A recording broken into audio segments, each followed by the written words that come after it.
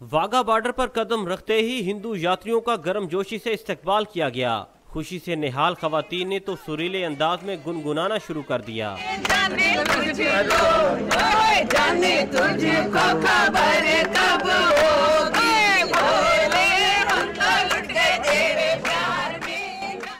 वफ्द के सरबराह शिव प्रताप बजाज पर उम्मीद है कि पाक भारत ताल्लुकात जरूर बेहतर होंगे और आवाम का यूं आना जाना लगा रहेगा। इन हालात को जब देखते हैं तो हमें बड़ा दुख होता है कि हमें बैठ मिलकर इस चीज़ को हल करना चाहिए।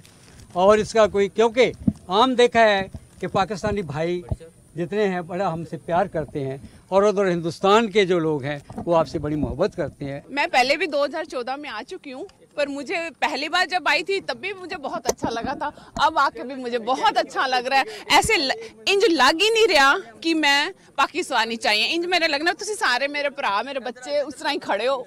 चेयरमैन मतरूका वफ़्क़ मिलाक बोर्ड सदीक उल फरूक ने यकीन दिलाया, हिंदू यात्रियों की खातिर मदारत और हफाजत में कोई कसर उठा नहीं रखी जाएगी।